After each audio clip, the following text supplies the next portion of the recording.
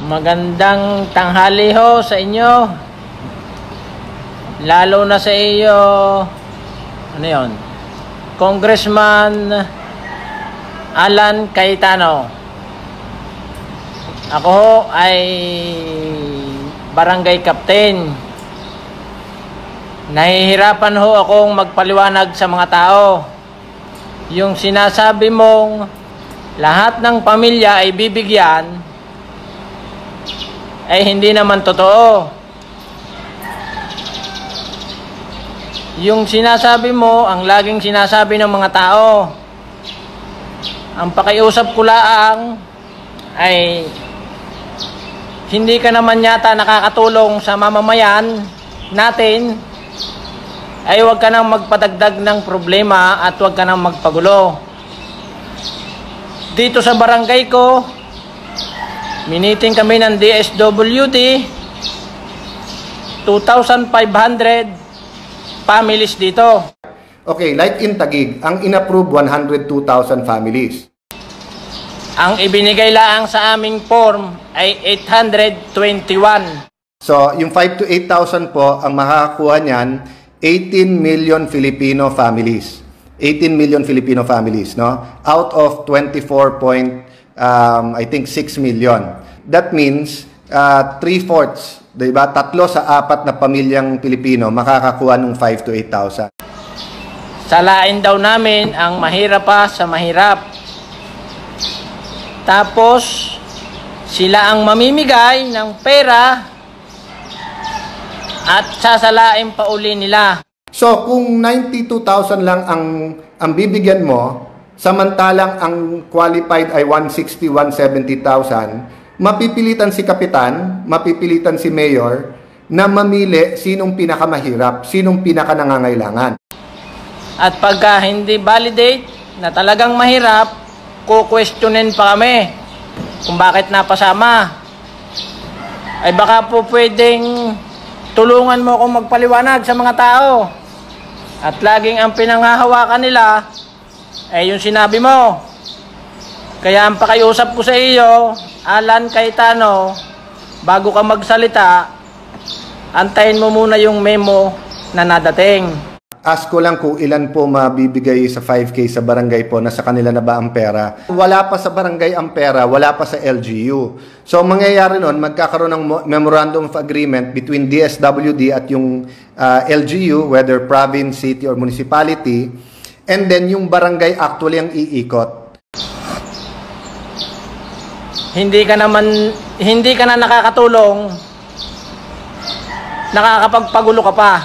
Yung mga tao nagrereklamo sa akin, bakit daw hindi lahat? Ayan, dumating lang sa aking form at ibinigay lang ay 821 form. Ay ang pamilya dito ay 2,500. Laging video mo ang pinakikita ng mga tao. So, yung 5 to 8,000 po, ang makakakuha niyan, 18 million Filipino families. Baka gusto mo magpaliwanag o kung gusto mo pumunta ka rito sa barangay ko, mag-usap tayo at patunayan mong tunay yung sinasabi mo. Kami mga barangay captain, lagi kaming nababatikos, ginagawa na namin ang tama, pero ang aming sahod ay honorarium pa rin. Ang liit na ng aming sahod, puro batikos pa ang aming ginagawa kahit tama na ang aming ginagawa. We are trying to manage na lahat magkaroon equally. Equally is equally. Pakisagot naman ang aking tanong. Yung sinasabi mo sa live mo na lahat ng pamilya ay bibigyan ng form. Bigyan mo nga ako ng form at para mabigyan ko lahat ng pamilya dito. Pakiusap ko, Alan Cayetano, hindi ka nakakatulong sa ating mamamayan, nakakapagpagulo ka pa. Kami mga barangay captain ay hirapan na sa ginagawa mo. Sasabihin mo lahat ng pamilya pipiliin, ay hindi naman yun ang memo. Baka gusto mo magpaliwanag at mag-live uli para matulungan mo naman kaming mga barangay captain. Ako ho ay nagsasalita lang kasi nahihirapan ako magpaliwanag sa mga tao. Baka dito man lang ay may magawa kang tama. Mag-live ka uli ngayon. At ipaliwanag mo yung sinabi mo. Yung 821 na form na ibinigay sa akin ng DSWD ay dagdagan mo para maging 2,500 kasi 2,500 families dito sa barangay ko. Meron pong nag-house to house ditong DSWD na namimili po sila ng bibigyan nila ng ayuda. Kaya nga po, mamili kayo sino yung tatlo at sino yung pipirma dun sa isang form. Kasi isang form lang po ang pipirma. Isang form sa bawat tatlong katao, ha? Intindihin nyo mabuti. Wala baka magtatanong kayo pagbigay ng form. Ba't ganito lang na ano nyo, ha? Umuo kayo dyan, bahala kayo. Pupuntahan ang barangay captain. Ano, sino? Kaninong bahay ito? O ano yan dyan? Kubeta. May nakatira? Meron kasi walang bahay. O sige, bigyan mo. Then, nung pabalik na po sila, bali tapos na po sila dun sa bandang dulo dito sa kanto namin. Lumabas po kami para po itanong kung meron po ba kami o ano, kasi wala po eh. Kung hindi po namin hinarang sa labas, hindi po talaga kami hihintuan. So, nagtanong po kami. Ako po kasi buntis, kabuanan ko po, at no work, no pay po ang asawa ko. Meron po akong 2 anak. So, ano po yung basihan nila para po maging qualified ka na bigyan ng SAC form? Hindi po kasi nila alam na updated po ko sa mga balita ng gobyerno, mapa-online man po, social media, o TV, radyo. So, eto po beneficiaries, senior citizens. Anong requirement niya? Yung office ID niya from OSCA. Persons with disability, ano ang kanyang proof? I think may IDs din yan sa bawat syudad nyo, no? Okay. Pregnant lactating women, certification from the Rural Health Unit or birth certificate of child if available. Solo parent ID or certificate of employment separation or suspension of work, no? Overseas Filipino in distress, valid passport, yung ano lang po, yung page lang nung passport, yung bio, yung may picture at pangalan, no? Proof of departure, overseas employment certificate, etc., no? Homeless families, indigent, indigenous people, and vulnerable groups.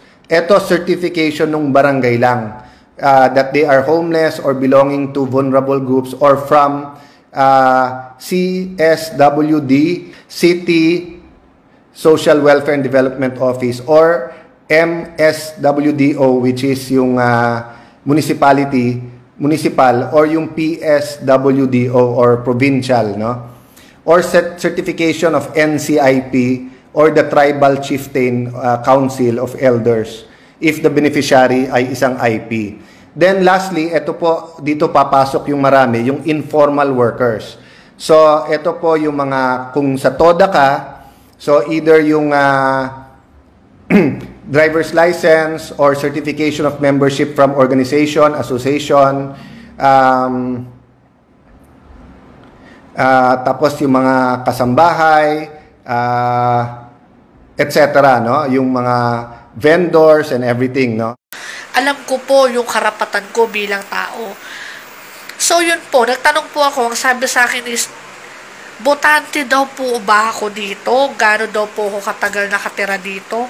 Hindi man po nila sinilip yung census ng bahay ko, yung lagay ng mga kapitbahay ko rito.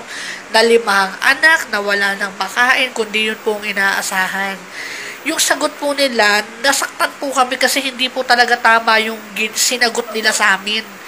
Na dapat sinabi nila na babalikan namin kayo, huwag kayong mag-alala. Hindi po ganun. Ang sinabi po nila is, yung taga-duluhan nga po, naputol ang paa, hindi nabigyan. Ako pa po kaya bibigyan. Na 2 mata, 2 paa at kamay. Yun po ang sabi nila sa akin. Ang sakit po tanggapin na ganun po sila magsalita sa tao na nagtatanong po kami ng maayos. Masakit po, hindi po tama na ganun pong sabihin nila.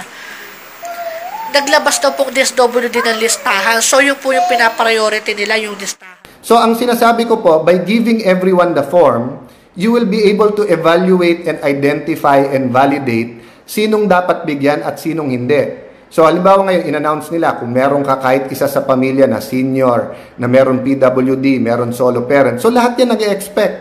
Pag hindi mo binigyan ng form yan, wala silang chance to prove that they're qualified. No? So yung iba sinasabi, wag magbigay ng masyadong maraming form kasi baka mag-expect. Habang binibigay mo, sinasabi mo naman Sir, ma'am, eto po gagamitin natin to evaluate.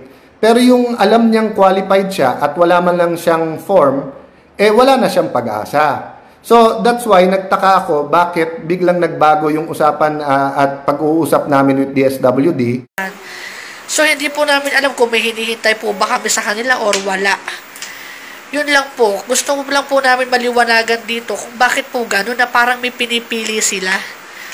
Yun po. Kasi kahit qualified kami, tingin ko kasi qualified po ako Buntis ako, 2 anak ko, ang asawa ko no work, no pay. Then, umuupa po kami. So, sana po bigyan nyo ng pansin ito. Kasi pera po ng gobyerno yung pinag-uusapan dito. Hindi naman po pera ng mayor dito o pera ng kung sinong tao, di ba po? Lahat po tayo may karapatan. So, yung karapatan ko po bilang tao, yung po yung pinaglalaban ko, pati yung mga kapitbahay ko dito na naapakan po. Para kaming kawawa kanina na nagmamakaawa sa DSWD na kung qualified po ba kami o hindi. Samantalang meron pong iba na hinahabol pa sila nang galing pa sa duluhan. Binibigyan nila ng form samantala po kami nang hihingi. Hindi daw po kami pwede at babalikan daw po kami at wala ng form. Yun po, sana po mapansin nyo po kami.